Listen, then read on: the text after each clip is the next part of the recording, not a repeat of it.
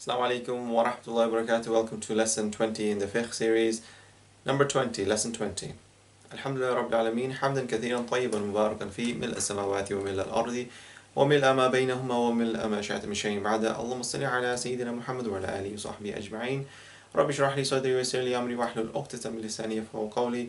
Allahumma faqihna fi ad-din. Allah bless us with understanding of this deen. Ameen ya Rabb. So we continue with the Matan Abi Shuja and this text by the author. We've just spoken of about impurities, and today about how to remove these impurities by washing. So the author continues to say, وَغَسْلُ جَمِيعِ الْأَبْوَالِ وَالْأَوْرَاثِ وَاجِبٌ, and to wash all urine and feces is wajib. So it's obligatory upon a Muslim, to be in that cleanliness state. And usually the impurities can be on the body, it can be on the clothes, or it can be in a place. So make sure we clean those areas. So this impurity is mentioned, feces and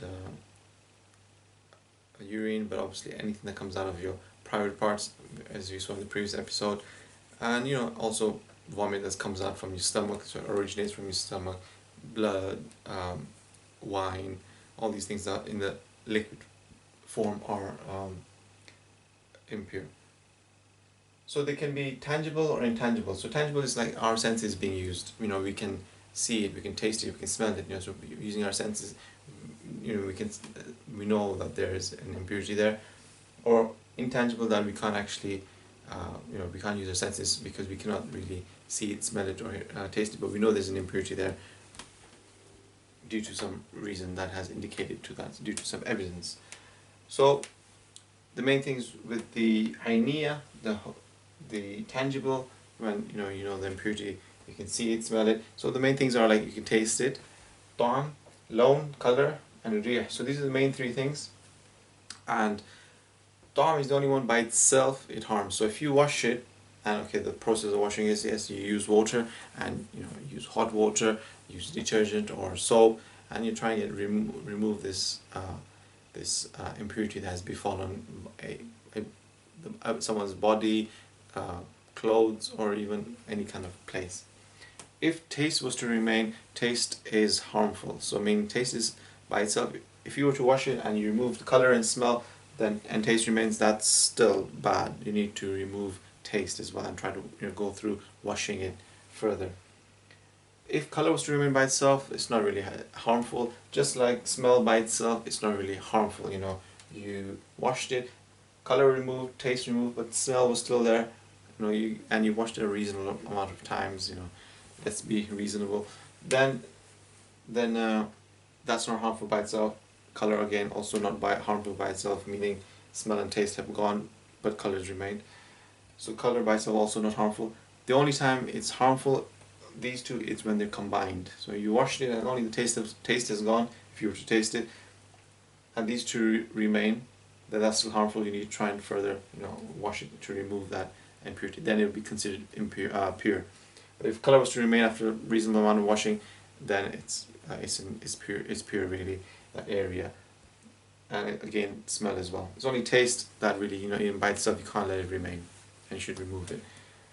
So tangible is that you can use your senses and you can sense that there's impurity. Intangible is the one that you are not able to tell that it's whether you removed it or not, but you know that that thing became impure. So tangible, we said, use water, hot water, soap, detergent, anything, those kind of means to get rid of it. Multiple washes if you need to. Intangible, really, it's you just pour water over it once. Just pour water over it once, that will do the trick. That will make it pure. Really, it's going to be considered pure because you can't really see it. You can't really there's no senses. You can't use your senses to kind of tell if it's there or not. But one suffices. There is that ease in the deen. So we said all of these urine and feces it's wajib, it's obligatory to wash. Except there's one exception, which is the bawl as-sabi, which is the urine of a male baby child, and that's up to the age of 2, because that's the age of, generally up to the age of where a mother feeds her milk to her child. الذي لم يأكل الطعام. So the condition is that that baby has not had anything except his mother's milk, not any other kind of food or any other kind of input into his stomach, except medicine. So if he was to take medicine for whatever reason, then that wouldn't really be affected. So that condition would be fine. That except the urine of a baby, if, like as the Prophet ﷺ, he would have Hassan, he'll have Hussein, radiallahu anhuma, he'll have Abdullah ibn Zubair, Abdullah ibn Zubair radiallahu anhu. He'll have a number of child. So there'll be multiple occasions, because we have a hadith of the Prophet ﷺ when he asked for water when a child urinated. Again, this was a baby, a male child under the age of 2. It happened multiple times, so it was only that one hadith just for that one occasion, but it happened a number of times. And the Prophet ﷺ asked for water, and what he did was just sprinkle it with his fingers, just sprinkle the area where the child had urinated on his clothes, on his blessed clothes. So فَإِنَّهُ يَطْهُرْ بِرَشِّ الْمَاءِ عَلَيْهِ. So that you purify it by sprinkling بِرَشِّ الْمَاءِ, the sprinkling of water on it. So you have to sprinkle the water on it. That's the way to clean it. And that's the final point I put here. Ma warid and ma mawrud. So there's flowing water and not flowing. What we're trying to say is water has to be poured. Water has to be the actor. So water has to be poured over that area that is impure. So if in your house on the carpet there's some impurity that's fallen in it, pour water over it. That is removing it. Not actually putting, if it was on kind of clothes and then you put it in some water. That's not purifying it.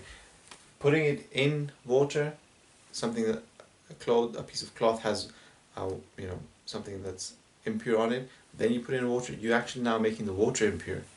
So you're actually doing the opposite effect. And that's mawrud, so that's the not flowing water. So you have water, like a bowl of water, and then you put that impure thing you're putting inside it. You actually just making everything impure. So you have to always remember the flowing water, the water that has been acted, is the one striking that cloth or with najis or impurity on it. That is the thing that's going to clean it. So that's always important to remember as well. And we'll continue with other things carrying on this chapter in the next episode.